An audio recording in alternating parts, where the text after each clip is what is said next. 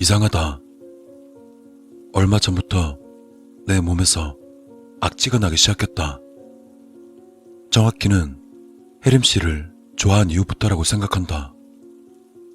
평소 결벽증이 있는 나라곤 하지만 근래 들어서만큼이나 냄새에 민감한 적은 없었다. 내가 말을 내뱉거나 입으로 숨을 쉬기라도 하면 그 냄새가 다시금 내 코 속으로 연거푸 기어 들어오는 것만 같았다. 밥을 먹고 나면 3분 내로 꼭 양치를 해야 하는 나에게 있을 수가 없는, 아니 있어서는 안 될 괴로운 일이다. 언젠가는 내 땀 냄새가 역하게 느껴질 때가 있었다.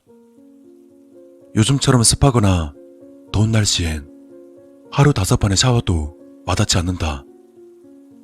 조금이라도 땀이 난 내 몸을 도저히 견딜 수가 없기 때문이었다.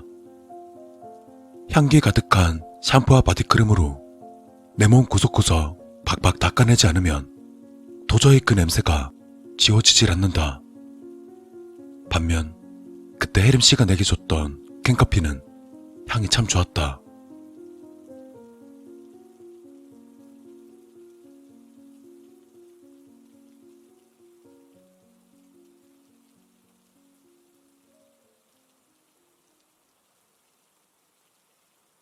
머릿기름이 피부에 닿거나 혹은 얼굴에서 기름기가 올라오면 인간의 비린내라고밖에 달리 표현하지 못할 괴상한 냄새가 날 짜증나게 만들었다. 그럴 때면 또다시 집착적으로 몸을 구석구석 닦아내었다. 만약 시체라도 썩고 있다면 이 역같고 역겨운 냄새가 일종의 하모니로 발효되는 것일까? 행여나 내가 죽는다면 난 반드시 화장할 생각이다. 더럽고 이 역한 냄새를 다른 사람이 맡게 할 수는 없는 노릇이다. 저번 주엔 수도 검침원이라는 인간이 우리 집에 수도세가 과도하게 많이 나왔다며 점검하러 우리 집에 들린 일이 있었다. 혹시 우리 집에서 악취가 나진 않아요? 에? 악취요? 글쎄요. 좀 심한 비염이 있어서 그런가? 전 잘 모르겠는데요. 그래요? 이상한 냄새가 자꾸 나서 저도 모르게 물을 많이 쓰는 것 같아요. 제가 약간 결벽증이 있거든요. 혼자 사시는 분이 쓸 물의 양은 아닌 것 같은데 혹시 따로 물을 사용하는 전자제품이나 그런 건 없죠? 예, 그런 건 없는데요. 네, 알겠습니다. 별다른 이상한 부분은 보이지 않네요. 집을 대충 한 바퀴 둘러보고는 배관 파이프나 딱히 그런 부분에서 문제가 드러나지 않자 그는 나에게 물을 아껴 쓰라고 말했다. 멍청한가? 수도세가 많이 나오는 건 그냥 단순히 물을 많이 쓰기 때문인데 정말 멍청한 사람 같다. 가끔 지나가다가 마주치는 혜림 씨 머리에서 나는 샴푸 냄새는 머리가 어지러울 정도로 향기로웠다.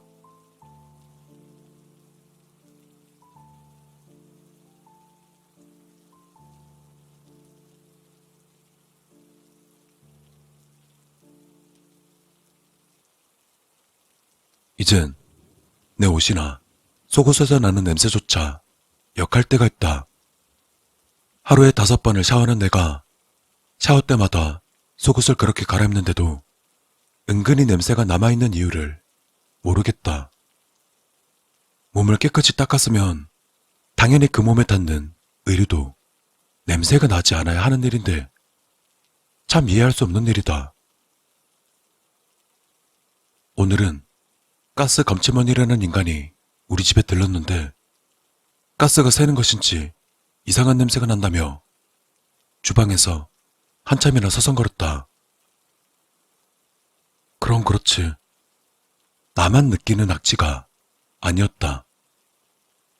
헌데 저 인간은 악취의 원인을 찾지 못한 데다 가스비도 딱히 많이 나오질 않자 고개를 갸우뚱하며 그냥 돌아갔다. 가끔은 혜림씨가 며칠이나 입고 있는 옷의 채취조차 향기로울 때가 있다.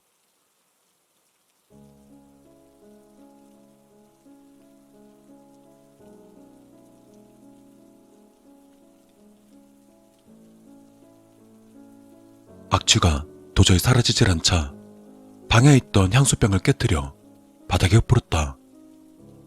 코가 맹맹할 정도로 강한 냄새에 드디어 악취로부터의 해방이라 생각하며 해방감에 젖어 있었다.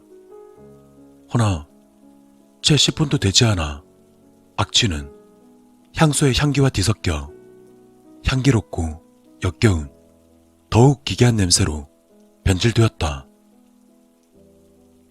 그로부터 나흘이 지나자 관리사무소에서 전화가 왔다. 우리 집에서 이상한 냄새가 난다는 바로 옆집에 신고 전화였다. 그래서 난 그 악취가 우리 집이 아닌 이웃집 당신네에게서 나는 냄새인 것 같다고 되려 화냈다. 아무리 생각해도 우리 집에선 악취가 날 이유가 없기 때문이다. 혜림씨가 겨울철 자주 입는 코트에 겨드랑이 부분에 코를 파묻고 온종일 킁킁대고 싶다.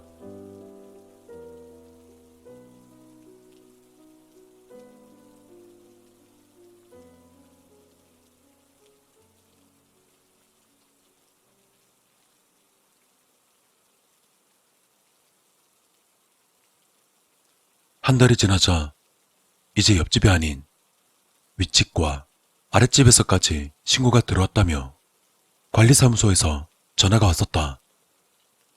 오늘 중으로 우리 집에 강제로 방문할 것이며 방문을 거부할 경우 경찰을 대동할 것이라는 최후 통첩의 반협박성 전화였다. 나 역시 피해자이기 때문에 너무나 그 통화가 기가 차고 불쾌했다. 하필이면 왜 나를 의심하는 것인가? 난 이렇게나 깨끗한데. 현관 벨소리가 요란하게 울리며 밖에서 여러 사람이 웅성대고 아우성치는 소리가 들리기 시작했다.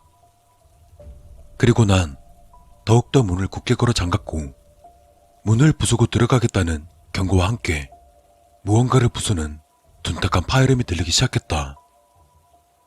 난 아무리 생각해도 악취의 원인을 도저히 모르겠다. 내 방 침대 밑엔 내가 너무나 사랑하는 향기로운 혜림씨가 예쁜 모습 그대로 얌전히 누워있을 뿐인데 말이다.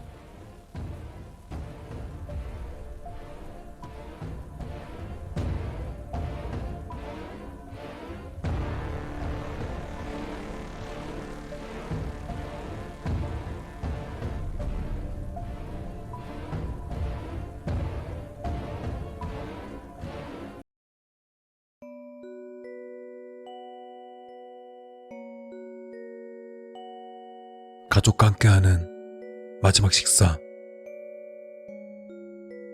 내 아내 세라와는 아름다운 10년의 세월을 함께했다. 항상 아내에게 당신 없인 어떻게 살지 모르겠다고 말하면 아내 역시 같은 생각이라고 대답해줬다. 우리가 서로를 사랑하는 방식은 하나의 마음을 가진 사람이 행동하는 것처럼 항상 같았다.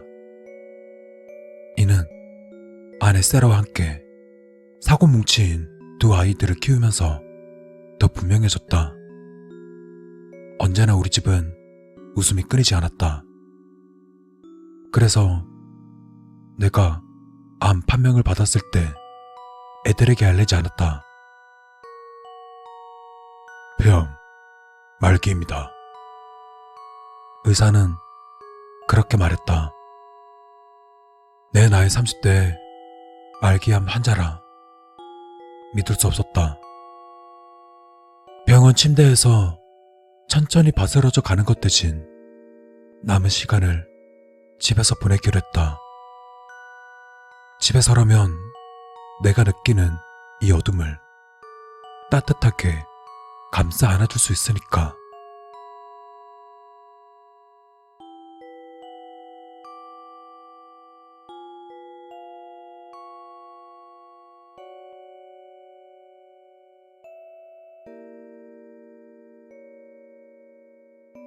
폐암 말기 판정을 받은 것이 벌써 2달이 지났다. 슬슬 끝이 보이는 것 같아 두려워진다. 매 호흡이 힘들고 모든 움직임은 안간힘을 써야만 한다. 거실에서 병원놀이 하던 아이들이 말하기를 요즘 내가 아파 보인단다. 그러면서 자기들이 처방해주는 사탕약과 함께 물을 수시로 마셔주면 좋아질 거라고 말해주었다. 그런 아이들 면전에 대고 아니, 아빠는 나아지지 않을 거야 라고 차마 말할 용기가 나지 않았다. 지금의 온통 내 머릿속은 내가 떠난 뒤 아내에게 남겨질 책임을 빙자한 무거운 짐들이었다. 세라 혼자서 어떻게 아이들을 먹여 살리지? 집세는 낼 수 있을까? 많이 힘들 텐데. 내 병원비랑 약 때문에 수중에 있는 돈을 전부 끌어다 썼다. 물론 세라는 아이들에게 좋은 엄마였으나 그래도 마음에 걸리는 사실은 보통 아이들을 돌보는 건 내 몫이었다는 거였다. 아직 몸을 움직일 여력이 있을 때 마지막으로 저녁을 차리고 싶어서 아내에게 도움을 청했다. 아내에겐 간단한 일도 내겐 지옥 같았다. 대부분의 작업을 수행하는데 어려움이 있었고 몸의 열감이 너무 심했다. 아내가 재료를 썰고 고명을 만드는 동안 난 최소한의 재료를 더하는 것만 할 수 있었다. 어느덧 식사 준비가 끝났다. 하지만 아이들을 부를 필요는 없었다. 집안 곳곳에 퍼진 냄새에 이끌려 방에 있던 아이들이 전부 주방으로 왔으니 말이다. 우리 네 식구는 식탁 앞에 앉았다. 이 자리가 암에 걸리기 전 가족과 함께 했던 수없이 많은 다른 저녁 식사와 다를 바 없다는 생각에 눈물을 왈칵 쏟을 뻔했다. 우리 부부가 준비한 음식 앞에서 내가 아내의 손을 잡는 것을 보며 아이들은 환하게 웃어보았다. 밥 먹기에 앞서 오랜 시간 내 마음 깊이 새겨둔 말을 아내에게 전했다. 당신 없이 어떻게 살아야 할지 모르겠어. 아무것도 모르는 아내가 나도 마찬가지야 라는 아내의 말을 듣자 그래도 좋은 삶을 살았고 비록 내가 옳은 결정을 내렸다는 것을 알았다. 가족들이 내가 준비한 마지막 식사를 즐기는 것을 보며 반찬에 넣은 독국물이 충분하기만을 바랬다.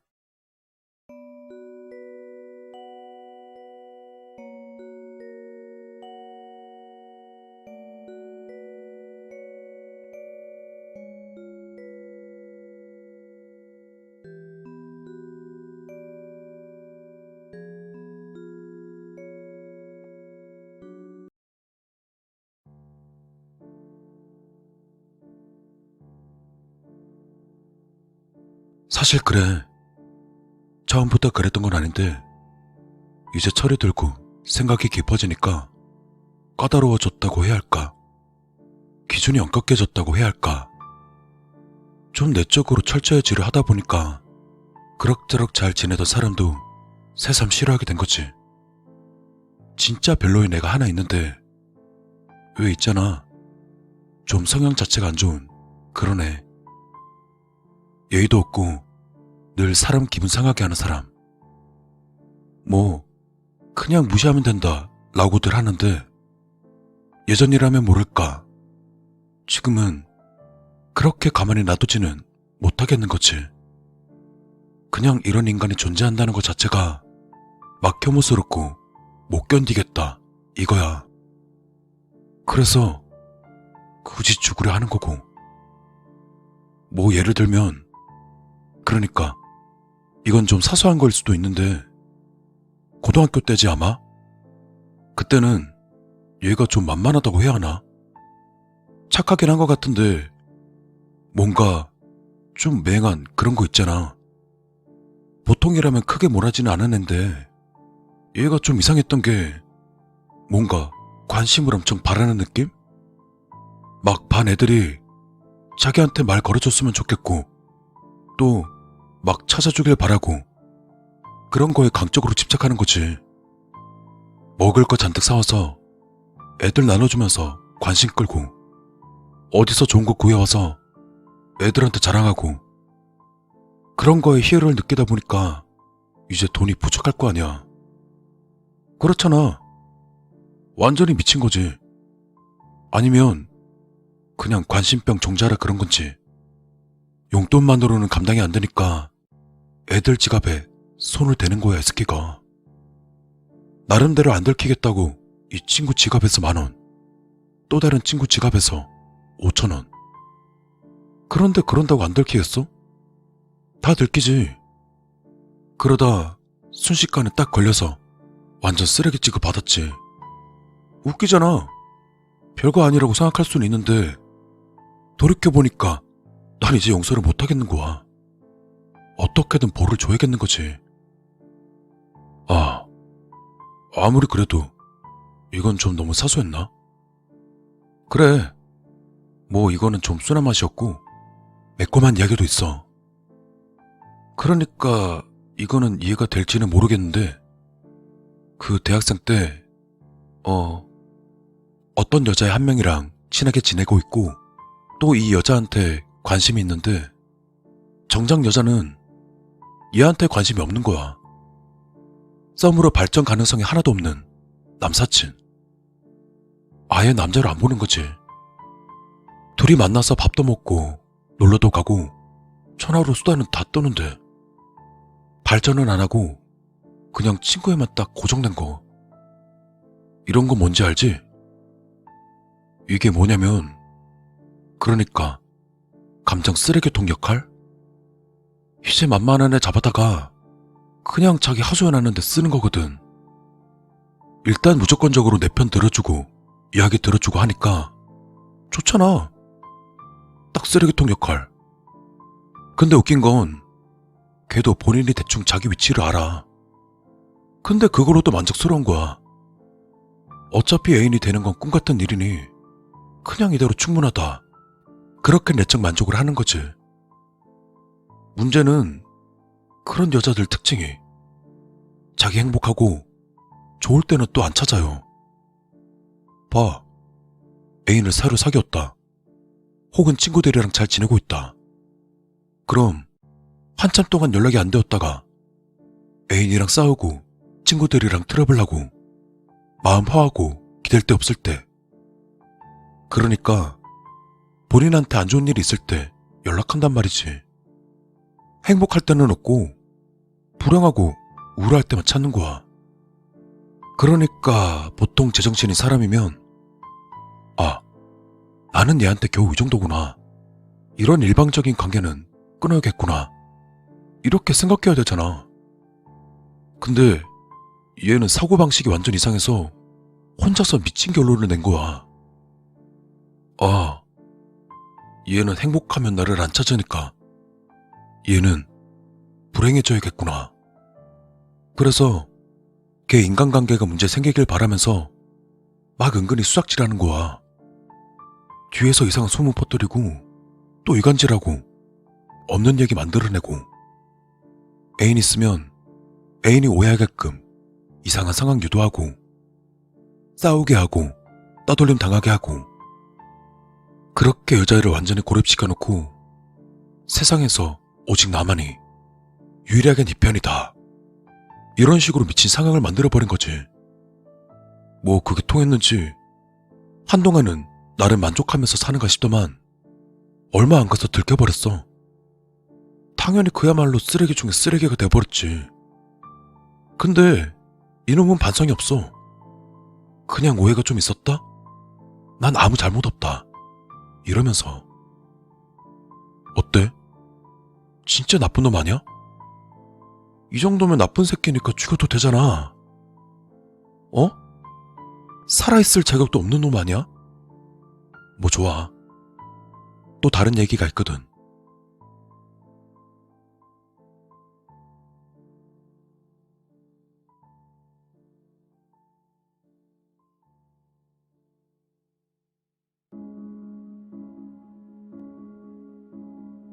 대학 졸업하고 공부하러 고시안에 살 때 얘긴데, 그때 이놈은 이제 완전 자신감 없는 상태였거든? 무슨 얘기냐면, 일단 부모님 눈치도 보이고 또 마냥 놀 수만은 없으니까 공무원 시험 준비한답시고 용돈 탔으면서 고시안에 왔단 말이지. 근데 사실 본인은 공부해서 시험에 붙을 자신이 없는 거야.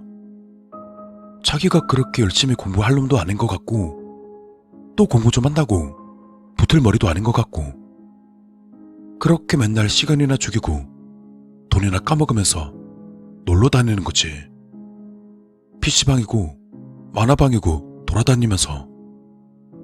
그것도 모자라서 혼자 놀면 재미없다고 멀쩡히 공부하는 다른 고시생들까지 꽂혀댔지. 일단 밥 먹고 하자.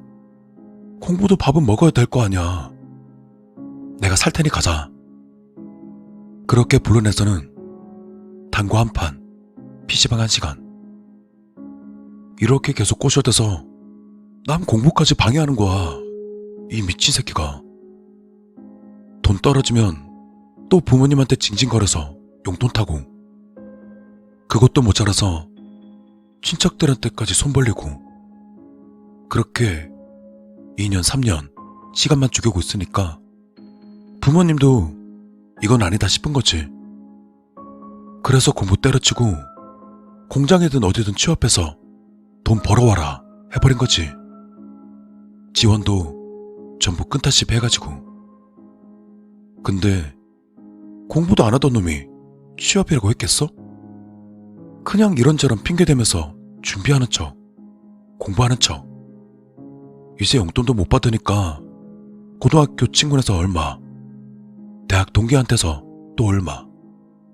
고시원에서 알고 지내던 사람이 어디 취업했다더라 소리 들리면 또 거기 찾아가서 얼마 빌려 쓰면서 평생을 그렇게 빌부터 산 거지. 돈도 없는 놈이 일할 생각은 안 하고 그냥 기생충 새끼 마냥 그렇게 몇 년 보내니까 이제 어떻게 수습을 못하는 거야.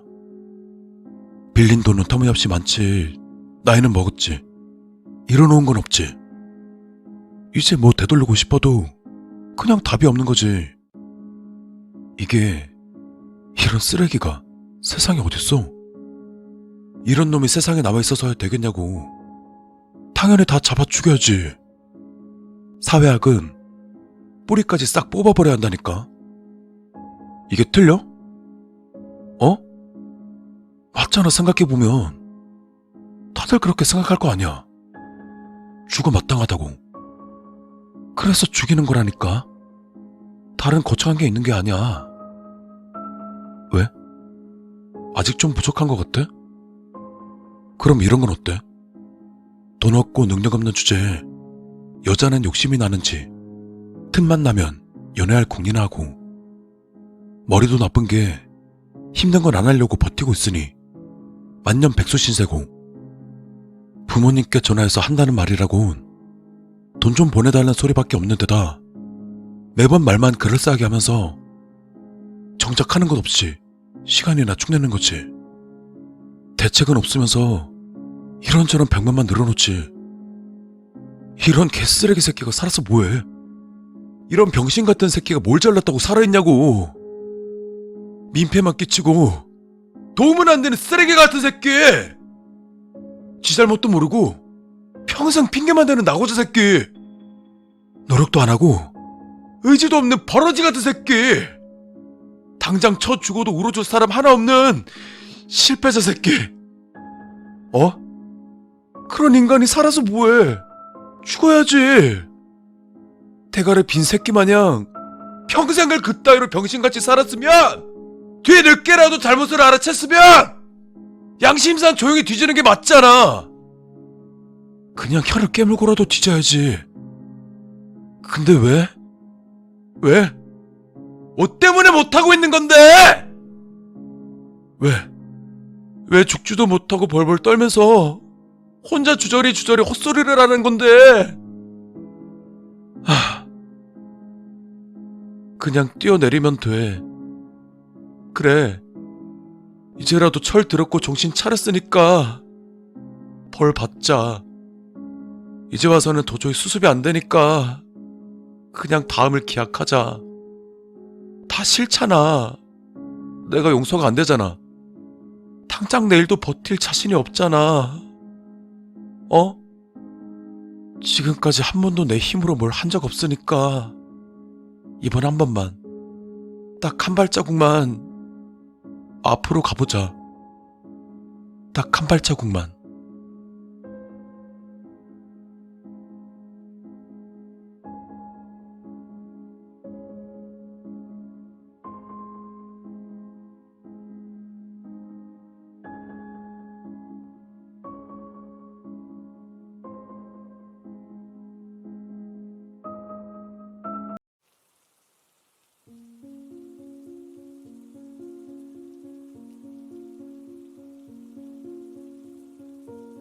무엇 때문이었을까?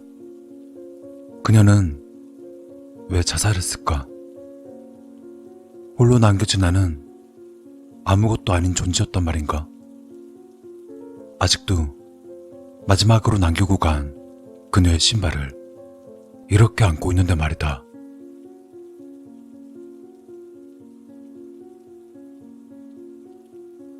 커피가 식어버린 지 오래지만 난 살며시 커피잔을 들어 식어버린 커피 한 모금을 마셨다. 그리고 창밖에 내리는 빗줄기를 멍하니 바라본다. 내 앞에는 오랜 친구 민우가 앉아 있었지만 우리들은 벌써 몇십 분째 아무런 대화도 하지 않은 채 창밖에 내리는 비만 멍하게 바라보고 있는 중이다.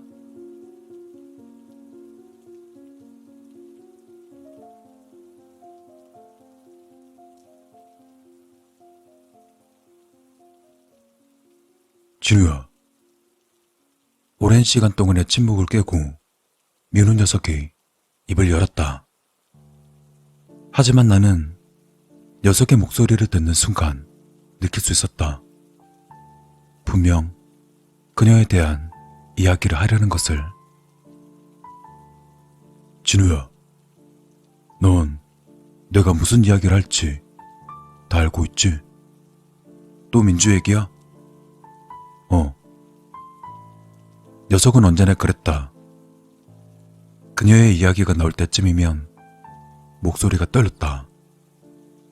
물론 녀석의 마음을 이해 못하는 건 아니다. 이미 이 세상에 없는 자신이 예전에 사랑했던 그 여자의 이야기를 하는 남자의 마음이 얼마나 힘들다는 것쯤은 잘 알고 있었기 때문이다. 하지만 그녀가 죽은 지 벌써 1년이 지났다. 그런데 왜 민우 녀석은 아직도 그녀를 잊지 못하는 걸까?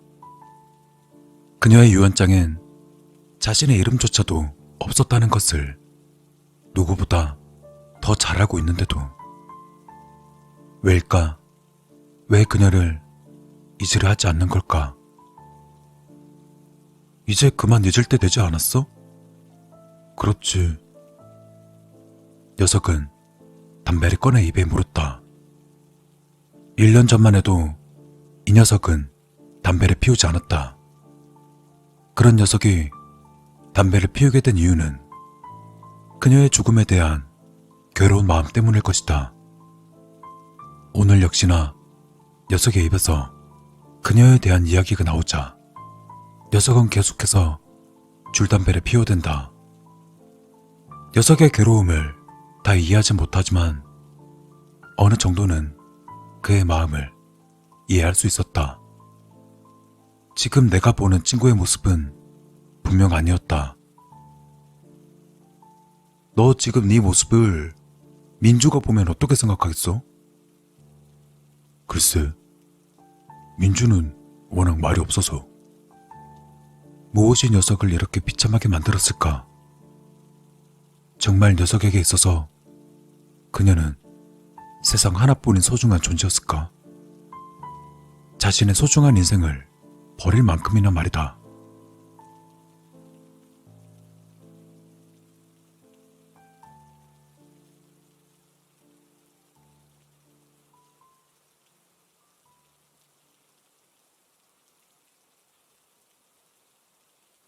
진우야, 나 있잖아.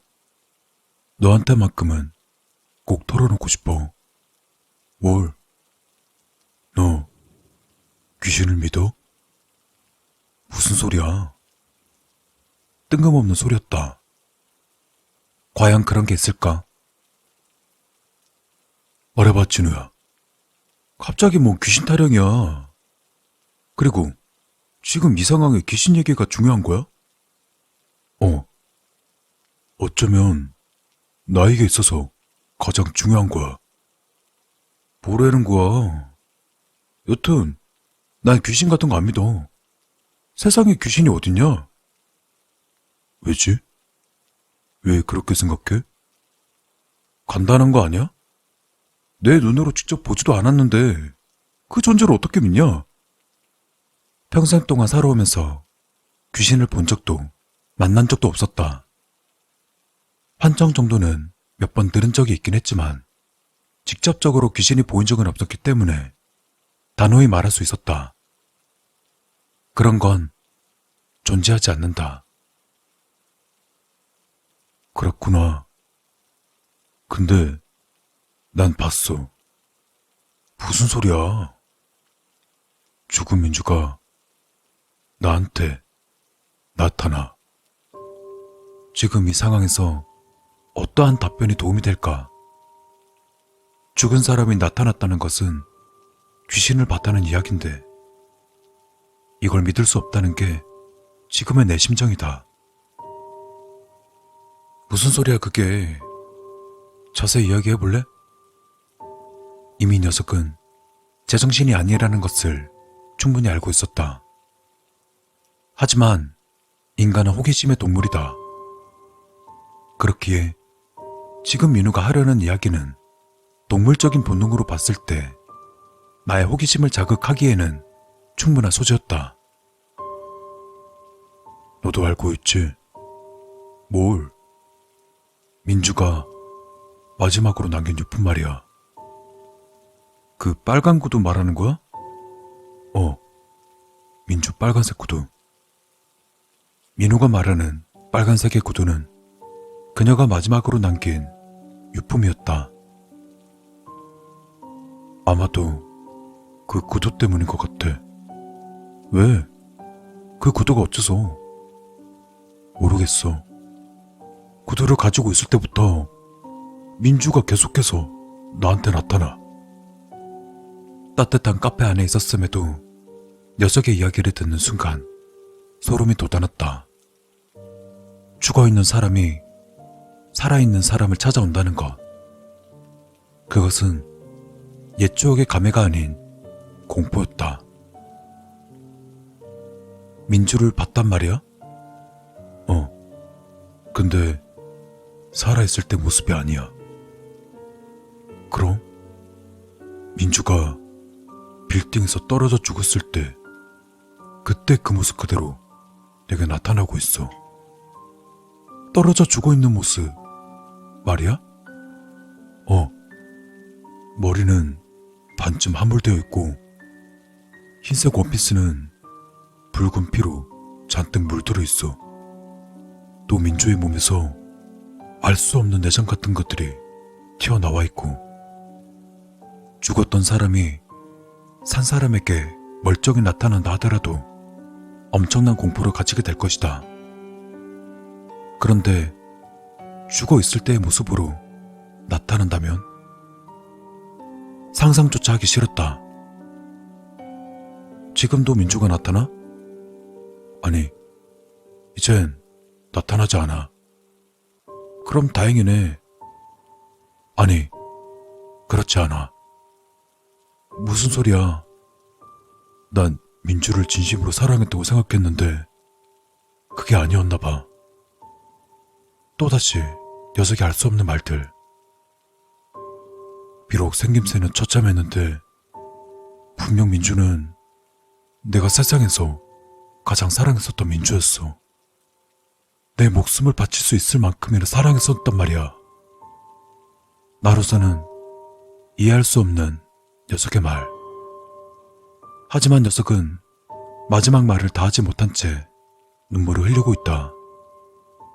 비록 녀석과는 오랜 친구였지만 지금 이 상황에 어떠한 위로도 해줄 수 없었다. 녀석의 이야기는 현실과 너무나 동떨어져 있었기 때문에. 미안. 이제 가봐야겠어. 한참 동안 훌쩍이던 녀석은 나에게 작별을 구했다. 그런 녀석의 모습에 녀석의 마음을 편안하게 해주고 싶은 마음도 있었지만 지금은 어떠한 것으로도 녀석을 위로할 수 없으니 그냥 말없이 그를 보낼 수밖에 없었다. 하지만 그렇게 녀석을 떠나보낸 게 내 인생에 가장 큰 후회가 될 줄은 상상도 하지 못했었다.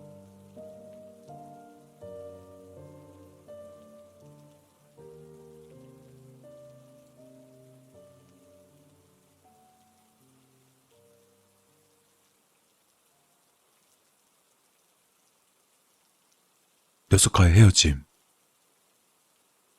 일주일이 지난 뒤 받게 된 충격적인 전화 한 통. 수화기 너머로는 민우 어머니의 목소리가 들렸다. 아주 떨리는 목소리로. 민우가 죽었단다. 순간 모든 시간이 멈춰진 듯 했다. 내 머릿속엔 그저 윙윙거리는 소리만 들려올 뿐. 그렇게 떠나는 친구의 마지막 뒷모습을 보았다. 헌데 너무나 이상한 사실은 녀석 역시 자살을 택했다는 것이다. 자신의 방에서 목을 매단 채 인간으로서 마지막 비상구를 할 수 있는 다신 돌아갈 수 없는 길을 택한 것이다. 녀석의 장례식을 끝마친 뒤 민우의 방에 들러서 녀석의 얼마 되지 않은 옷가지 등을 챙겼다. 그때였다. 누군가 날 쳐다보고 있다는 것을 느끼는 순간은. 난 다급히 주위를 둘러보았다. 누군가의 시선이 분명 느껴지지만 이 방에는 나 혼자였다. 아주 싸늘한 느낌이 몰아친다. 그리고 그 싸늘함은 날 공포에 몰아넣는다. 나 외에는 아무것도 보이지 않는 쓸쓸한 공간. 그곳엔 나 혼자만이 존재했다. 그리고 내 시야에 비춰지는 사진들. 그녀와 녀석이 함께 찍은 사진. 그리고 녀석과 내가 함께 찍은 사진. 난 그 사진들을 바라보며 잠시 동안 옛 추억에 잠겨있을 무렵 내 발에 무언가 부딪히는 느낌이 들었다. 신발. 붉은색의 단화. 내 발에 부딪힌 것은 붉은색의 단화였다. 분명 알 수 있었다. 민주 역시나 나에게는 아주 오래된 친구였기에 그녀가 가장 좋아하는 붉은색. 분명 그녀의 마지막 유품인 것이다. 그런데 왜? 다시 느껴지는 싸늘한 기운. 급히 고개를 돌렸다. 등 뒤에서 느껴지는 섬뜩한 기운. 그렇게 바라본 곳엔 평생 살아오면서 한 번도 느낄 수 없었던 궁극의 공포가 온몸을 뒤덮었다. 떨리는 내 입술은 아무 말을 할 수 없었다. 죽은 사람과의 만남. 그것도 영화에서나 볼 법한 처참한 그녀의 모습. 난 떨리는 가슴을 진정시키며 말했다. 넌 죽었어. 그러니까 여기 있으면 안 돼. 헌데 그녀의 옆에는 민우야. 민우 녀석도 그녀의 옆에서 날 지켜보고 있었다. 목까지 내려온 긴 혓바닥을 내밀며 퀭한 눈초리로 날 바라보는 민우의 모습. 난 서서히 뒷걸음질 쳤다. 이곳에서 벗어나고 싶었다. 그렇게 한 걸음씩 겨우 문 앞에 다가서는 순간 보았다. 그녀와 녀석의 모습은 비록 표정은 없었지만 매우 행복한 모습인 것 같았다. 그렇게 난 그곳에서 벗어날 수 있었고, 시간이 흐를수록 공포는 점점 내 머릿속에 사그러 들어갔다.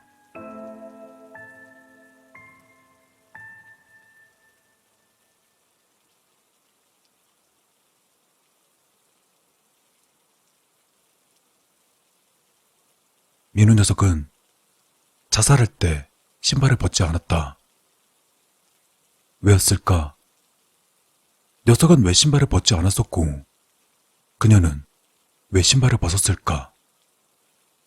혹시 자살할 때 신발을 벗는 이유는 아직 세상에 존재한다는 것을 알리기 위해서가 아닐까? 또 자신이 가장 아끼던 그 한 가지를 가져가기 위함은 아닐까?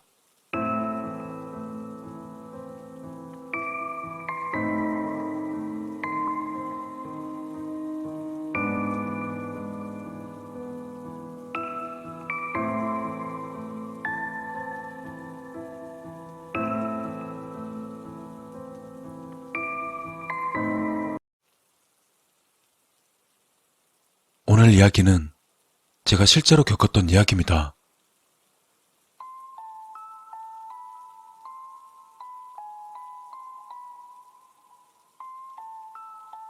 저희 회사는 서울 서초동에 있습니다. 회사는 15층 규모의 제법 큰 건물이었고, 들리는 소문에 의하면 예전엔 이 자리가 공동묘지였다는 소문이 있을 정도로 은기가 가득한 곳이라고 합니다. 제가 다니는 회사 건물은 주말에는 거의 출근하는 사람이 없었고, 저희 회사도 주말에는 쉬지만 가끔 한 명씩 돌아가며 당직 근무 중에 있습니다. 그리고 어느덧 제가 당직 근무를 맡은 날이었습니다. 전 회사로 출근해서 빈 사무실에 앉아 멍하니 인터넷 서핑을 하다 저녁 6시쯤 배가 아파서 화장실 갈 때 들고 다니는 작은 핸드백을 들고서 화장실로 향했습니다. 평소엔 많은 사람들로 북적거리던 회사이지만 겨울이라 그런지 해도 빨리 떨어지고 주말이라 그런지 사람도 없어 아무도 없는 컴컴한 복도를 걸어가니 무서운 마음에 주변을 두리번거리며 화장실로 향했습니다. 그러다 문득 옆쪽을 쳐다봤는데 다른 사무실에 남자 한 명이 있었고, 이 건물에서 그 남자와 저를 제외하곤 아무도 없는 듯 했습니다. 전 서둘러 화장실에 들어가 세 칸의 화장실이 모두 비어있는 걸 확인하고서 가운데 칸으로 들어가 핸드백은 화장실 문고리에 걸어두고 볼일을 보면서 확인하지 못했던 문자를 확인하고 있었습니다. 헌데 그 순간이었습니다. 어디선가 찬바람이 부는 듯한 것이 느껴졌습니다. 그러다 갑자기 화장실 칸막이 아래에서 하얀 손이 쑥 하고 들어왔습니다. 분명 아무도 없는 걸 확인했고 누군가 들어오는 소리도 전혀 듣지 못한 데다 화장실 입구문을 닫고 들어왔기 때문에 누군가 들어온다면 모를 리가 없을 텐데 말입니다. 갑자기 훅 들어온 여자의 손에 전 깜짝 놀라 비명을 질렀습니다. 그런데 그 손을 보니 하얀 여자의 그 손은 무언가를 찾는 듯 바닥을 더듬거리며 훑어대는 것 같았습니다. 전 무섭고 당황스러웠지만 혹시나 옆칸에 사람이 없었던 것으로 착각했나 생각했습니다. 그런데 뭔가 좀 이상했습니다. 하얀 그 손은 점점 더 깊숙이 들어오는 데다 한겨울에 옷을 입지 않은 맨팔이었고 제일 이상한 건 팔의 각도였습니다.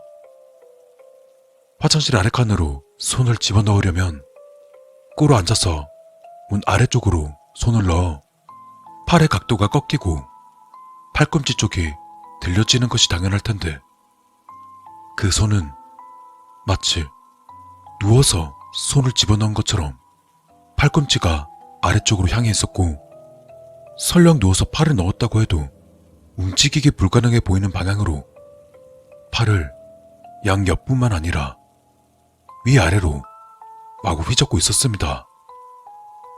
이건 사람의 팔이 아니라는 생각이 들었고 저는 패닉 상태에 빠져 건물이 떠나가라 비명을 지르며 발을 들어올려 화장실 벽에 붙이고 있었는데 그 순간 하얀 손 하나가 더 들어왔습니다. 그 손을 보니 손의 모양은 옆의 손과 비슷했지만 손의 방향이 왼손 오른손이 아닌 모두 한 방향인 오른손이었습니다. 두 손은 화장실 바닥 이곳저곳을 휘젓고 다녔습니다. 그중 먼저 들어온 팔은 어깨선까지 들이밀어 반대편의 쓰레기통까지 닿으려 하고 있었습니다. 그리고 다른 팔은 먼저 들어온 팔의 반대방향으로 바닥을 더듬거렸습니다. 공포가 온몸을 덮쳐 기절 직전까지 갔습니다. 하지만 그나마 다행인 건 그 팔들이 바닥만 훑고 있어서 저를 만지거나 하지는 않았습니다. 전 그 팔이 제 다리에 닿지 않으려 변기에 앉은 채 다리를 들어 화장실 벽으로 기대었습니다. 그리고 그때 화장실 옆쪽에 사무실에 있던 남자가 제 비명 소리를 들었는지 제가 있는 곳으로 빠르게 달려와서 무슨 일이냐고 소리쳤습니다. 그렇게 그 남자가 제가 있던 여자 화장실로 데려오자 바닥을 훑고 있던 손들은 어느샌가 사라져 있었고 문에 걸어놓은 핸드백이 흔들려서 시선을 위로 올렸다 보자 바닥에 있던 손이 제 핸드백 끈을 살짝 들어 바닥으로 떨어뜨리고는 그대로 사라져 버렸습니다. 전 급하게 뛰어들어온 남자에게 밖에서 아무것도 못 봤냐고 물었지만 남자는 아무것도 못 봤다고 했고 저는 반칠신 상태로 나와서 그대로 병원으로 갔습니다.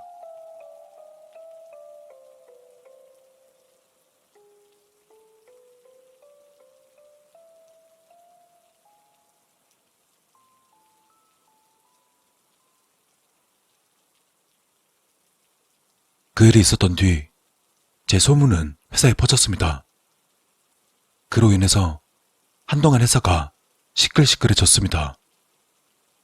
덕분에 여직원들은 그 화장실에 혼자 못 가고 두 명이서 짝을 맞추어 다니곤 했습니다.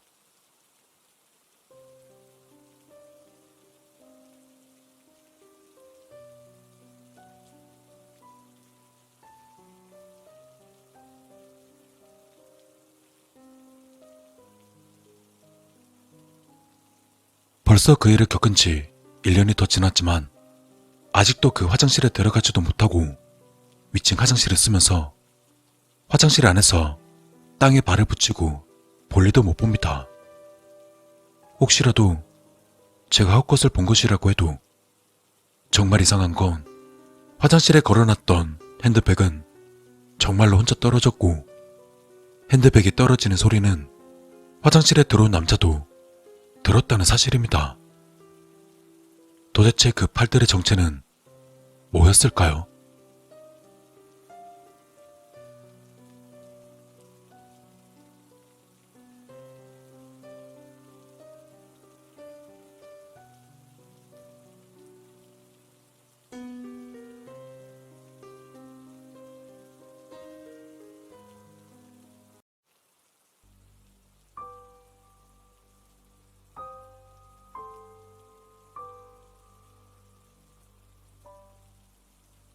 전에 근무하던 회사 거래처에 영업부에서 일하는 Y씨라는 사람이 있었다.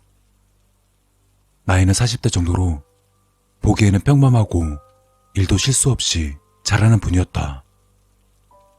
다만 그에게 특이한 것이 하나 있었는데 언제나 손목시계 아래에 손목 아대를 차고 다녔다는 점이다. 그의 왼팔은 오른팔보다 조금 길었다. 처음 그를 만날 때부터 왼팔이 길다는 점이 신경 쓰였지만 신체적인 특징이니만큼 굳이 물어보진 않았었다. 그러다 그 이유를 듣게 된 것은 그와 함께 일하고 몇 년이 지난 후였다. 한 프로젝트를 마치고 우리 회사와 Y씨네 회사는 합동으로 회식을 가지게 된 적이 있었다. 마침 내 자리는 Y씨의 옆이었는데 업무 이야기나 잡담으로 이야기꽃을 피우며 즐거운 시간을 보내던 중이었다.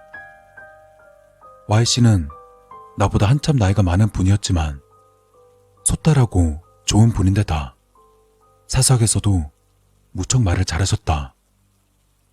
그렇게 약 1시간가량 주거니 받거니 술잔이 오가는데 우연하게 Y씨의 손목 아대가 좀 늘어져서 그 아래가 슬쩍 보였다. 내 표현력이 서투른 탓에 잘 표현은 못하겠지만 뭐라 말하기 어려운 흉터가 있었다.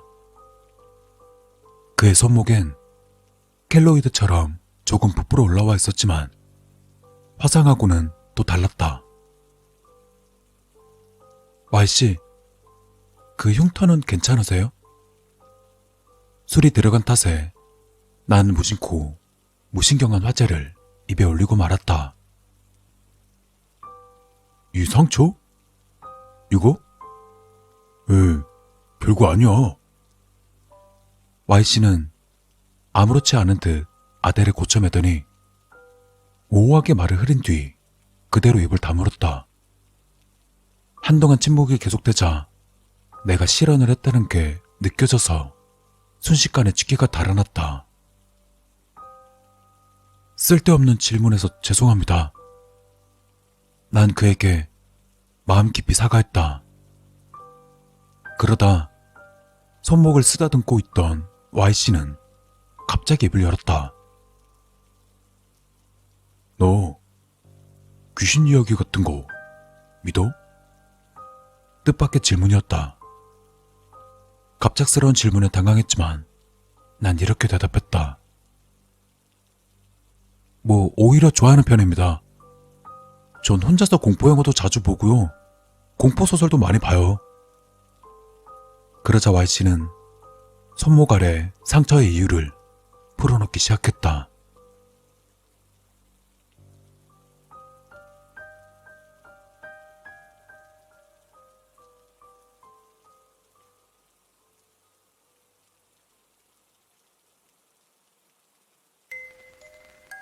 Y씨는 고등학교 시절 여자친구와 담력 시험을 하러 간 적이 있다고 한다. 그곳의 폐가 건물은 귀신이 나온다는 소문이 돌던 곳이었다. Y씨는 여자친구와 그곳에 가봤지만 귀신이 나올 만한 분위기나 공포스러운 건 전혀 없었다고 한다.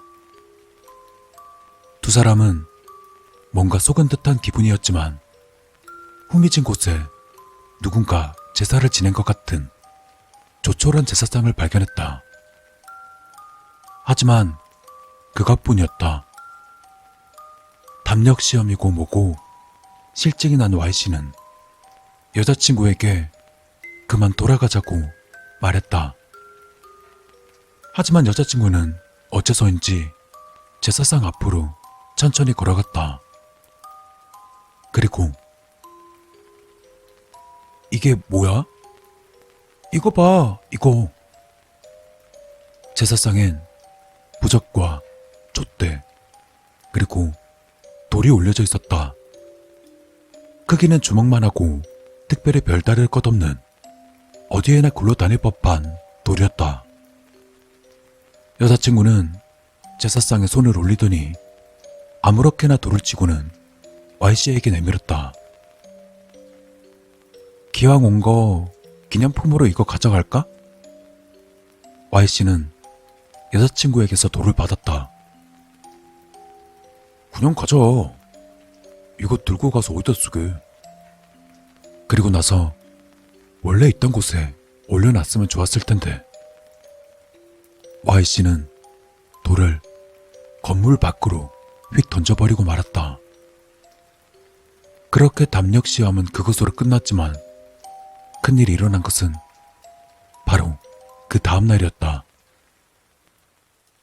전철을 타고 통학하던 Y씨는 그날도 평소처럼 여자친구를 만났고 두 사람은 전철이 오기만을 기다리고 있었다. 헌데 플랫폼에 들어서자 여자친구의 상태는 어쩐지 이상해 보였다. 술에 취한 것 마냥 비틀거리며 당장이라도 쓰러질 것 같았다. 어디 안 좋아? 컨디션이 안 좋아 보이는데? 걱정하는 Y씨의 물음에도 여자친구는 괜찮다고만 대답할 뿐이었다. 하지만 걸음걸이는 여전히 비틀거리고 있었다. 그러다 그만 몸의 균형을 잃더니 선로로 떨어질 것 같은 모습이었다. 위험했다.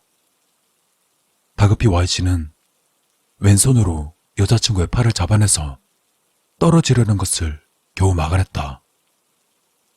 하지만 어째서인지 Y씨의 왼손은 그의 의사와는 반대로 한 번 잡은 여자친구의 팔을 놓아버렸다. 여자친구는 그대로 선로에 떨어져 역에 진입하고 있던 전철에 치이고 말았다. 갑작스러운 사고에 Y씨는 주저앉아 괴성을 지르며 여자친구의 이름을 계속 불러댔다.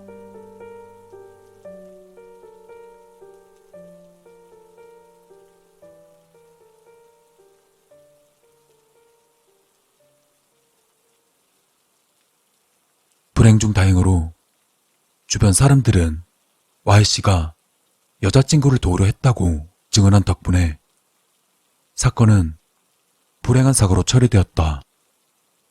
하지만 Y씨는 강한 자책감에 휩싸일 수밖에 없었다. 그러다 이변이 일어난 것은 여자친구가 세상을 떠나고 일주일이 지난 밤이었다.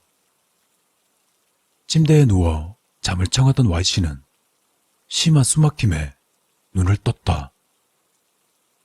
그는 호흡을 가다듬으며 주변을 둘러봤지만 이상한 것은 아무것도 없었다. 다시금 옆으로 누워 자려 했지만 또다시 숨이 막혀 잠에서 깨고 말았다. 마치 누군가 자신의 목을 꽉 조르는 듯한 느낌이었다. 참을 수 없게 된 Y씨는 밤을 새야겠다 싶어서 세수하러 화장실로 향했다. 그리고 거울을 보고는 소름이 끼쳐 순식간에 얼어붙고 말았다. 그의 목엔 누군가 손으로 조른 듯한 붉은 손자국이 선명하게 남아있었다. 그는 황급히 방으로 돌아가 불을 켜놓은 채 이불을 뒤집어 쓰고 벌벌 떨었다. 하지만 그럼에도 불구하고 계속해서 졸음은 쏟아졌다. 그렇게 꾸벅꾸벅 졸고 있는 Y씨에게 다시금 숨막힘이 찾아왔다. 이불을 걷어찬 Y씨는 그제서야 자신의 목을 조르는 것의 정체를 알아차렸다. 자신의 왼손이었다. Y가 잠에 들면 왼손은 자아를 가진 것처럼 Y씨의 목을 조르기 시작하는 것이다. Y씨는 침대 옆에 있는 책장에 끈을 매달아서는 왼손을 묶은 채 잠에 들었다고 한다.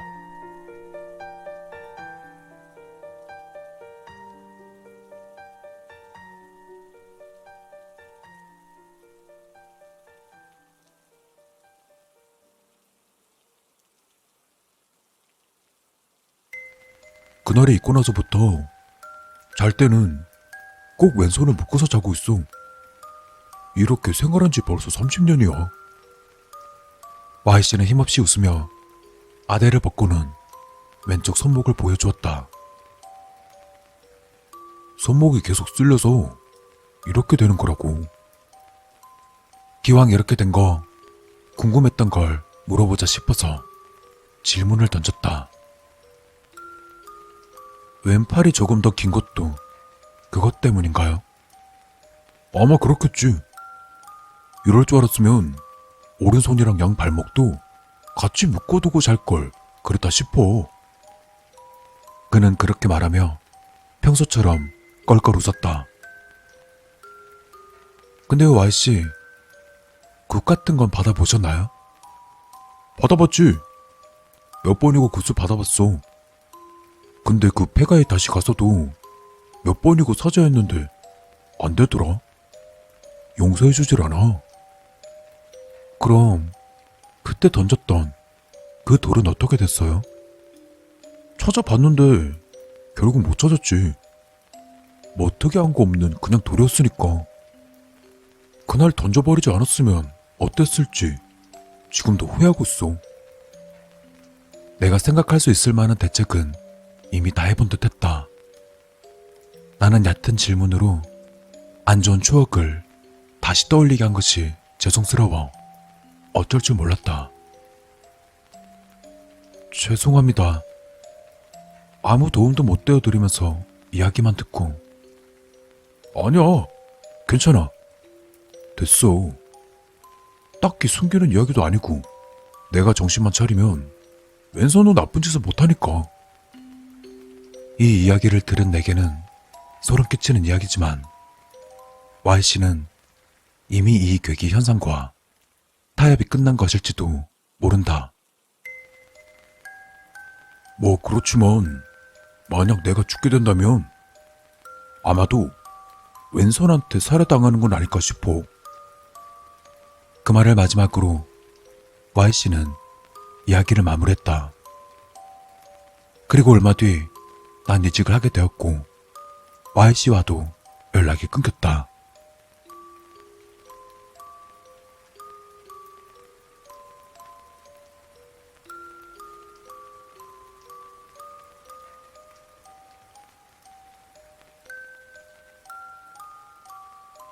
벌써 10년 전 이야기다. Y씨가 살아 계신다면 지금은 환갑을 바라볼 나이일 것이다. 그리고 분명 아직까지도 왼손을 묶어두고 잠에 드시겠지.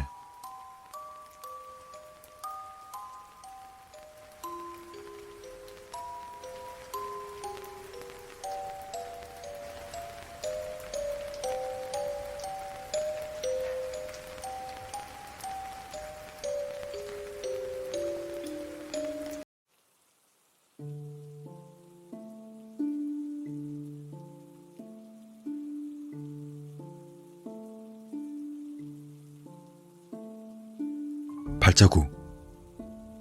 그 검은 것이 보이는 날엔 어김없이 비가 내렸다. 아니, 그 반대일지도 모른다. 비가 내려 발자국이 나타나는 건지도. 실체도 없이 내 눈으로만 보이는 그것은 비가 그치면 징발하듯 사라졌다. 어떨 땐 편의점, 또 어떨 땐 8차선 도로의 한복판, 또 어떨 땐 으슥한 골목길이 나타났고 그 끝엔 항상 죽음이 따랐다.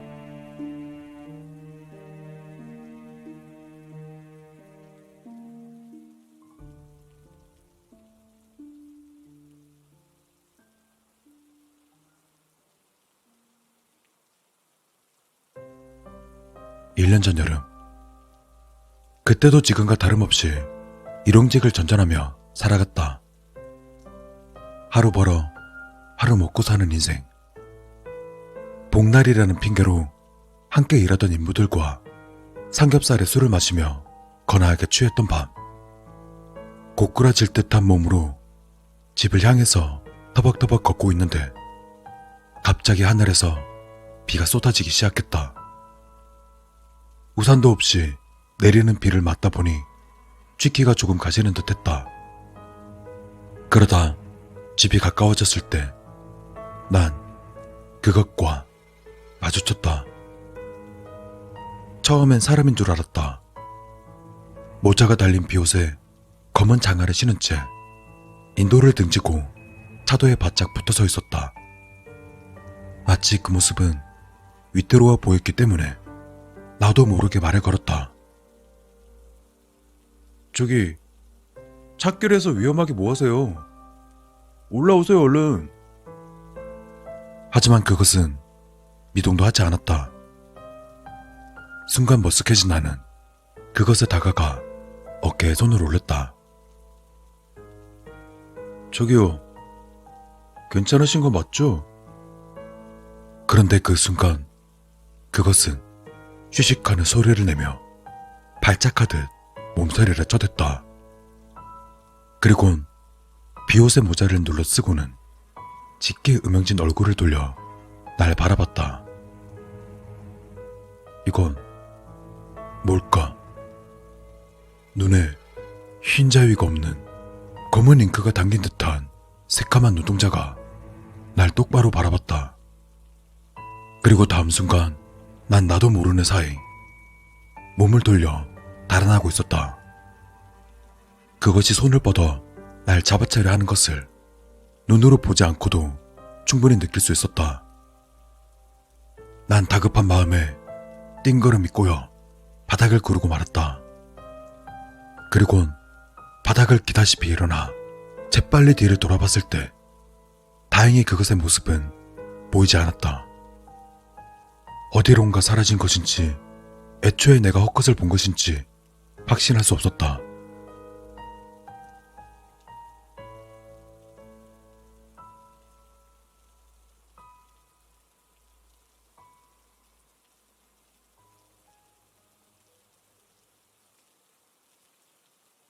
그 일이 있고 며칠 뒤 비가 내렸다.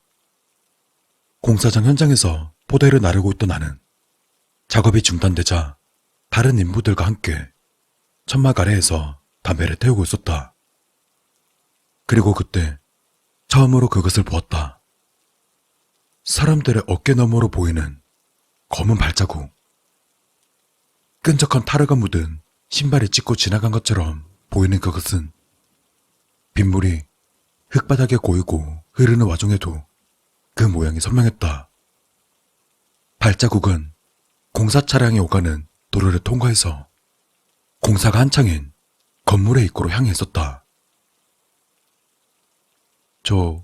반장님, 저기 발자국, 저거 굽기 전에 닦아야 하는 거 아니에요? 담배를 태우던 반장에게 말했지만 반장은 내 손가락이 가리키는 방향을 보면서 말했다. 발자국? 무슨 발자국? 발자국 안 보이십니까?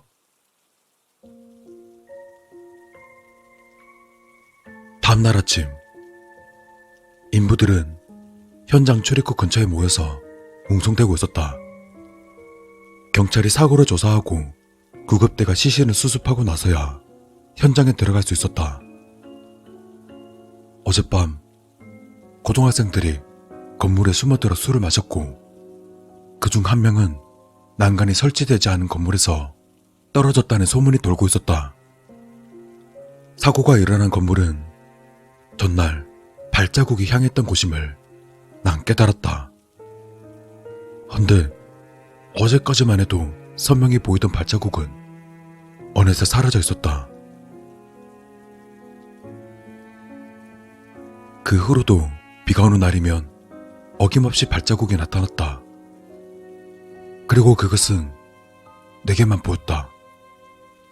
발자국은 원룸 건물 앞에 찍혀 있었을 땐 그곳에 살던 30대 남자가 자살했고 사고가 잦은 교차로에 발자국이 찍혔을 땐 신호를 위반한 킥보드 운전자가 트럭에 깔려 사망했다.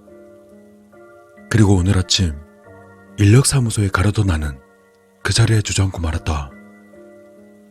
문 밖엔 시커멓고 끈적한 그 발자국이 당장이라도 현관으로 쳐들어올 듯 선명히 찍혀 있었다. 난 현관문을 걸어 잠그고 창밖을 보니 역시나 비가 내리고 있었다. 틀림없이 그것이다. 그것은 내게로 올 것이다. 발자국을 따라서. 어떻게 하면 좋을까? 사실 언젠가 이런 때가 올지도 모른다는 생각은 진작하고 있었다. 언젠가 발자국이 날 향할지도 모른다고.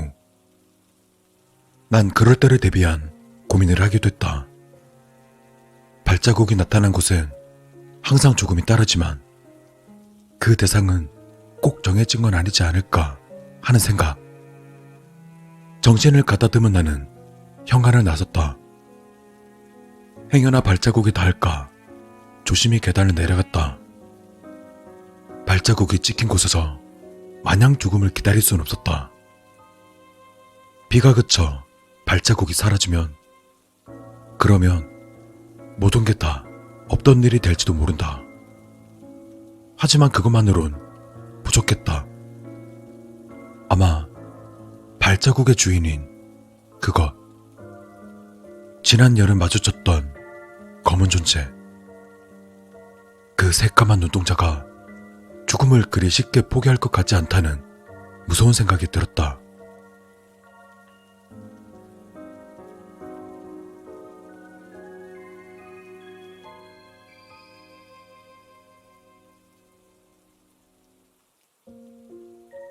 계획을 실행하기 위해선 날 대신할 사람이 필요했다. 휴대폰에 저장된 연락처를 훑었지만 딱히 연락을 취할 사람이 없었다. 대학을 졸업한 이후로 친구들과 연락을 끊었고 부모님과 친동생 역시 마찬가지였다. 공사장 현장에서 마주치는 인부들과도 연락처를 주고받는 경우는 없었다. 그러다가 난 문득 지난 여름부터 전원이 켜지지 않는 에어컨을 떠올렸다. 그리고는 스마트폰으로 에어컨 수리라고 검색해 수리업체에 전화를 걸었다. 저 에어컨 수리 오늘 당장 가능할까요? 많이 급하신가요? 요즘 바쁠 때라 며칠 기다리셔야 하는데.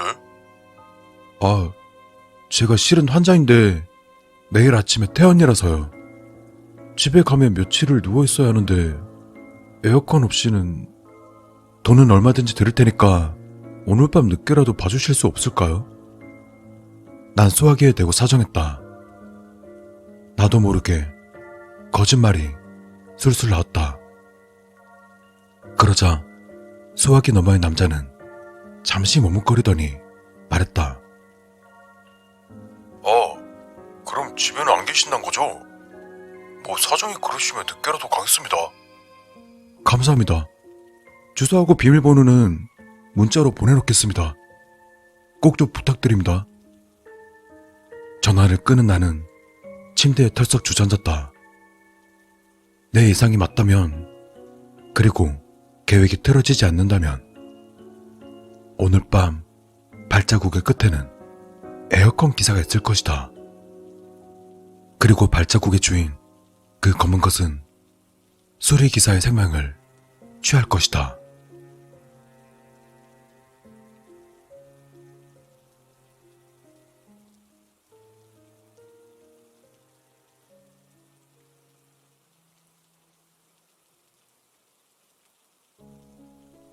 여전히 비는 계속해서 내리고 있었다. 언제쯤 그칠까? 일기예보는 내일 아침부터 하늘이 맑을 거라 했다. 비가 그치면 다 괜찮아질 것이다. 그렇게 될 것이다. 꼭 그래야만 한다.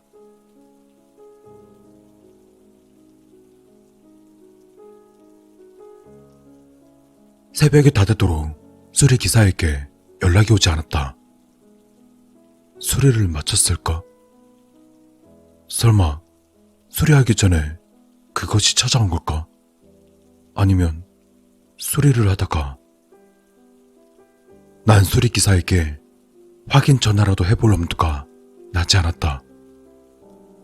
억지로 잠을 청해보기도 했지만 도저히 잠이 오지 않아서 뜬 눈으로 밤을 새웠다. 그러다 영영 오지 않을 것 같은 아침이 왔고 창가에 햇빛이 비쳐들었다. 난 조심스레 거리로 나섰다.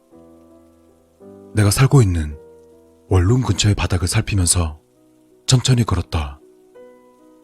비가 그친 덕에 검은 발자국은 어디에도 보이지 않았다. 건물의 입구에도 계단에도 발자국은 보이지 않았다. 하지만 두려움은 가시지 않았다. 현관을 열기 두려웠다. 내 예상과 계획이 맞아 떨어진 거라면 방 안에는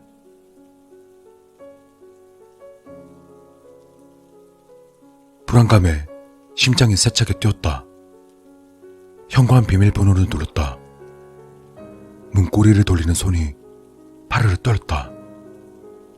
한참이나 호흡을 가다듬다 문을 확 제쳐 열었다. 5평 남짓의 원룸.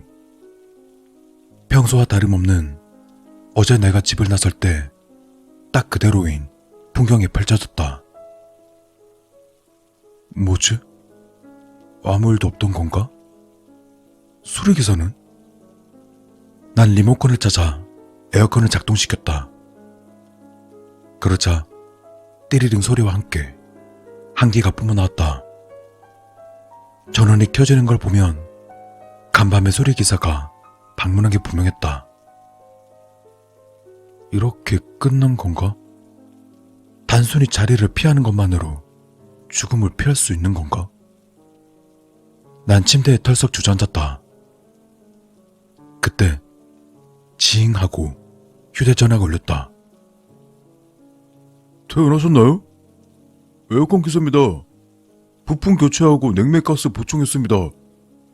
10만원 입금해주세요. 수리기사가 보낸 메시지였다. 난 감사하다는 답장과 함께 10만 원을 이체했다. 그리고는 침대에 누웠다. 긴장이 풀려서인지 스르르 눈이 감겼다.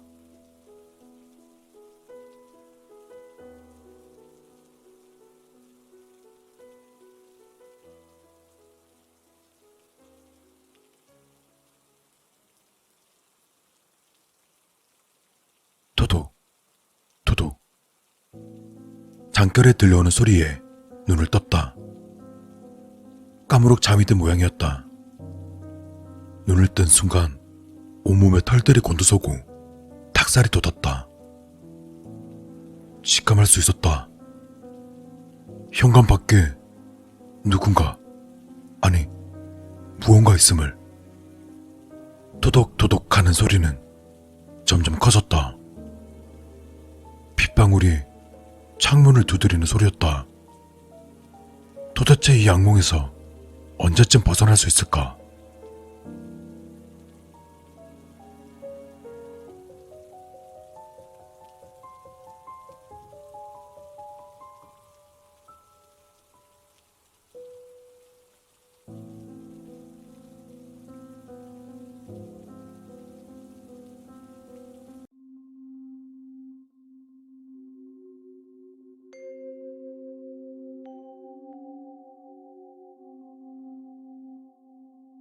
밤 늦은 시간에 쌍안경으로 길을 보면 이상한 놈이랑 눈이 마주친다. 뭐 그런 이야기가 있잖아. 근데 이건 쌍안경이랑은 좀 다른 건데, 감시 카메라의 모니터를 보면 화면 너머에 있는 놈이랑 눈이 마주치는 거 의외로 많은 거 알아? 누구라도 경험이 있을 거라 생각하는데, 편의점 같은 데서 계산대에서 기다릴 때 문득 감시 카메라가 신경 쓰여서 올려다본 적 있지? 그러면 그 순간에 카메라 너머 화면을 체크하는 놈이랑 눈이 마주치겠지.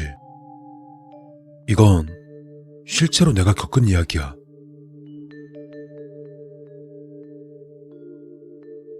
전에 고향에서 큰 마트 경비 알바를 했었는데 8시간 근무 중 3시간은 감시 카메라 모니터를 주시하는 거였어. 그 마트는 꽤 넓어서 카메라의 개수도 그만큼 많았지. 가게의 출입구, 계산대, 매대는 물론 화장실 앞에 통로까지. 뭐 어쨌든 마트 안에도 많은 카메라가 있어서 그 카메라의 영상은 10초마다 자료로 바뀌는데 그 모니터를 감시하는 거였지. 그날 나는 출근해서 순찰 경비랑 휴게 시간을 사이에 두고 주차장 교통을 정리하며 그 다음에는 퇴근할 때까지 모니터 감시를 했었지. 그때 시간은 저녁이었어. 장 보러 오는 손님이 늘어날 때쯤이었지. 퇴근 시간 기다리면서 화면을 보다가 모니터 너머의 남자랑 눈이 마주쳤어. 그 남자는 20대 정도로 목이 늘어난 티셔츠에 반바지 차림. 딱 봐도 뭔가 이상한 느낌이 뿜어져 나오는 남자가 출입구 부근 카메라에 비쳤어. 처음에 썼던 것처럼 눈이 마주치는 것 자체는 뭐 드문 게 아니지. 하지만 모니터 화면 너머의 그 자식은 갑자기 어이 막 이러면서 카메라 쪽으로 손을 흔들어댔어. 나한테 인사라도 하는 것처럼. 난 속으로 멍청인가 하고 생각했지. 그러다 화면은 10초에 한 번씩 차례대로 자동으로 바뀌면서 다시 출입구 카메라 화면이 됐을 때 난 엉겹결에 목소리를 내면서 웃어버렸어. 방금 전에 그 남자가 아직도 어이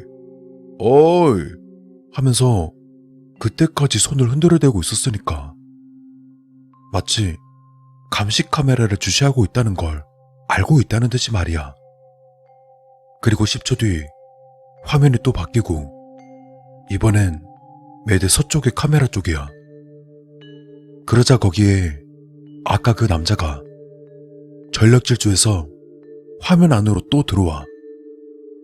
또 그러면서 어이 하면서 활짝 웃으면서 손을 흔들어대는데 진짜 보통 사람은 아닌 것 같아.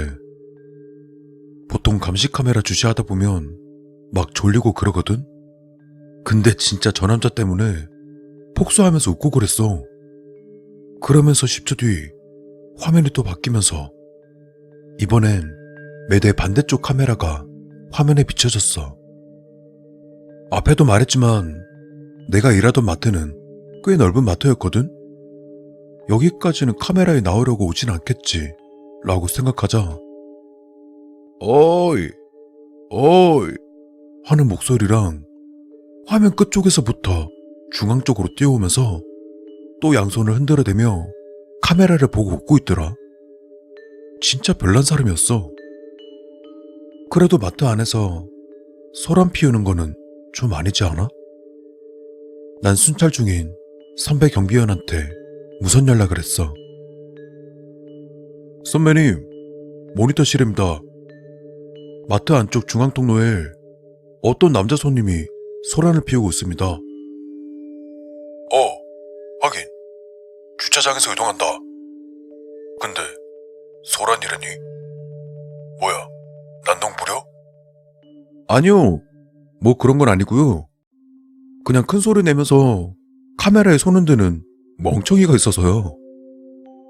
뭐? 큰 소리로 어이 이러면서 이쪽을 향해서 손 흔드는데요?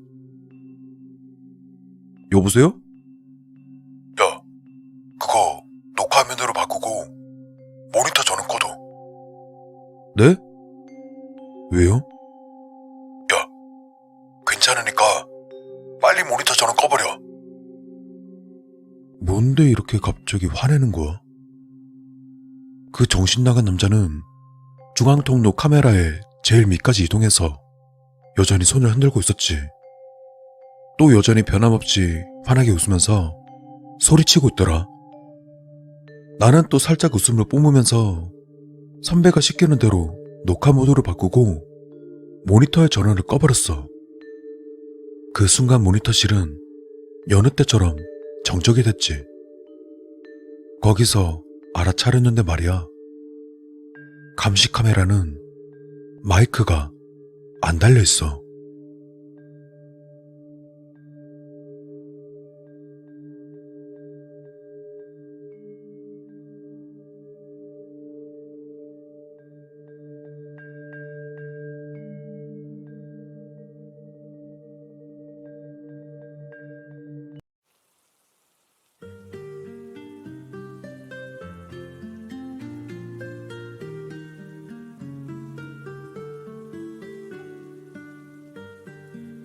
신입생일 때 겪은 이야기다. 2008년 대학 시절 신입생일 때 나는 과대를 맡고 있었다. 4살 터울 형의 조언을 듣고 선배들과 빨리 친해질 수 있다는 말에 난 선뜻 과대를 자칭했지만 틈만 나면 술자리에 불러내는 선배들, 굳은 일을 해야 하는 자리인 과대를 하게 된 것이 큰 후회가 되었다. 게다가 과 조교라는 녀석은 뭐가 그리 귀찮은지 그가 해야 될 것까지 내게 떠넘기기 일쑤였기 때문에 나의 불만은 날이 갈수록 점점 커지고 있었다.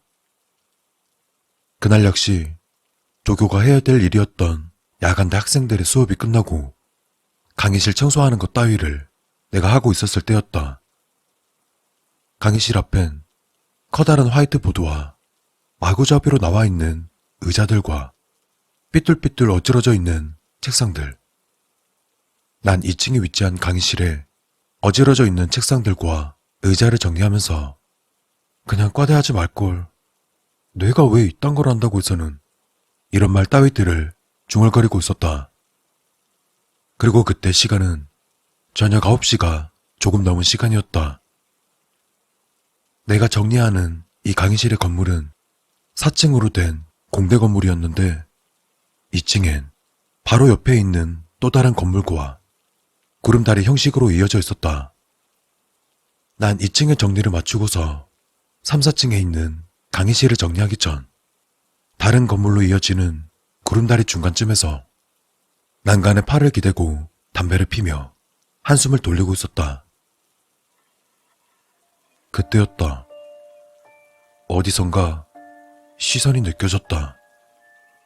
고개를 돌려보니 우리 공대 건물과 이어져 있는 반대편 공대 건물 4층에서 어떤 여자가 이쪽을 응시하고 있었다. 여자는 머리가 길었다. 또 여자의 얼굴은 보이지 않았다. 실내에 불이 켜져 있고 아마 역광이라 그런지 여자의 얼굴은 보이지 않았다. 야간대 학생들의 강의가 끝났을 시간이라 뭐지? 라고 이상하게 생각하면서도 대수롭지 않게 넘겼었다. 그리고 담배를 다 핀 뒤 나머지 강의실을 정리하러 3층으로 올라갔다. 그때도 난 투덜거리며 3층 강의실을 정리하고 있었는데 앞에 화이트보드를 보니 기분 나쁜 그림이 그려져 있었다. 머리를 산발한 여자가 피눈물을 흘리며 손가락으로 내 쪽을 가리키고 있는 기분 나쁜 그림. 아니, 기분 나쁘기보다는 사실 섬뜩했다. 난 소심스럽게 속으로 욕을 뱉어대며 그림을 박박 지운 뒤 책걸상을 정리하는 중 우연찮게 창가를 바라봤는데 아까 4층에서 나를 응시하던 여자가 이번엔 나와 같은 층인 3층에서 날 정면으로 응시하고 있었다. 방금 화이트보드에 그려져 있던 그 모습과 똑같이 나를 손가락으로 가리키면서 속으로 난 시겁했지만 이젠 3층 강의실도 거의 마쳤고 4층 강의실만 정리하면 됐었기 때문에 애써 무시하며 4층으로 올라갔다.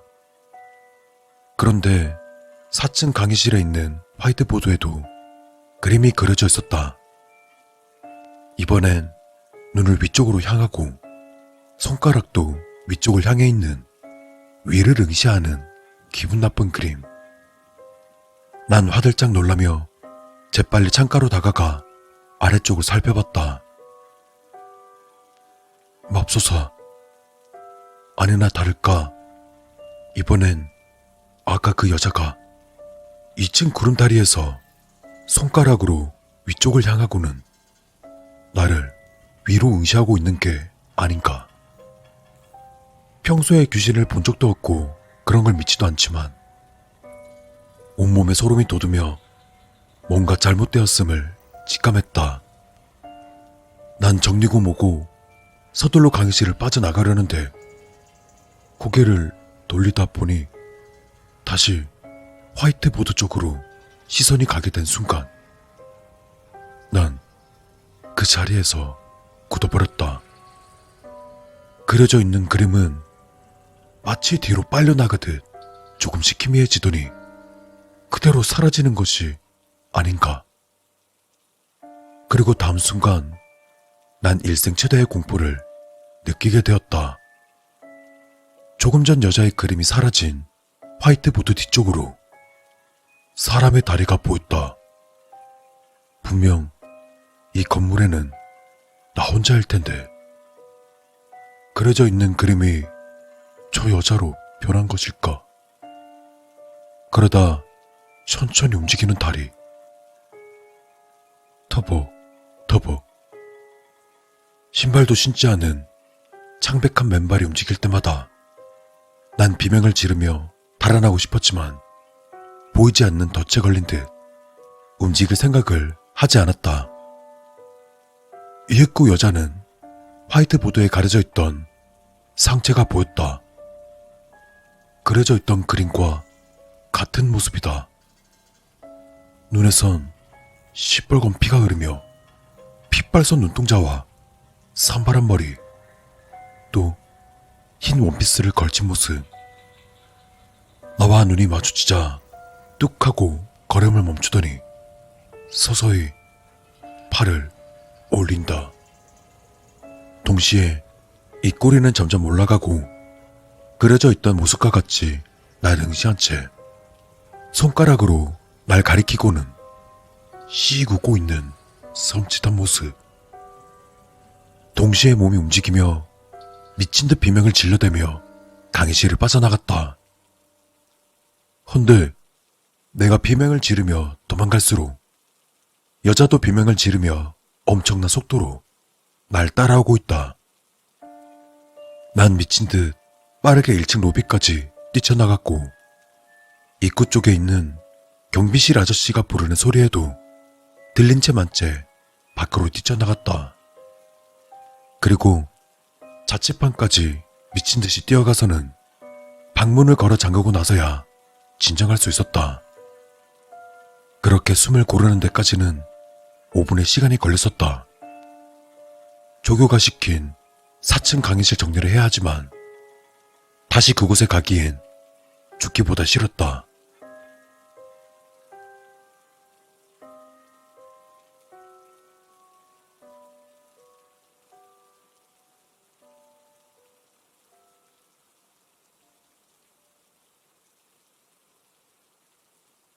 다음날, 난 4층 강의실을 청소하지 않아서 당연히 조교한테 혼났다. 하지만 난 용기를 내서 다음부턴 청소 같은 거 직접 하시면 안 되냐고 간절한 부탁을 했었고, 다른 일을 하더라도 절대 이것만큼은 못하겠다고 울먹거리며 간곡히 말하자 조교도 뭔가 이상했는지 알겠다고 말했다. 그러고 아무 일 없이 1학년 생활을 마치고 군대에 다녀오고 나서 복학을 했다. 그리고 얼마 전 그때의 조교 소식을 듣게 되었는데 1년 전쯤 4층 강의실에서 뭔가에 엄청 놀란 듯한 표정을 지은 채 쇼크사로 죽은 시체로 발견되었다고 한다. 그날 내가 본 여자는 도대체 무엇이었을까?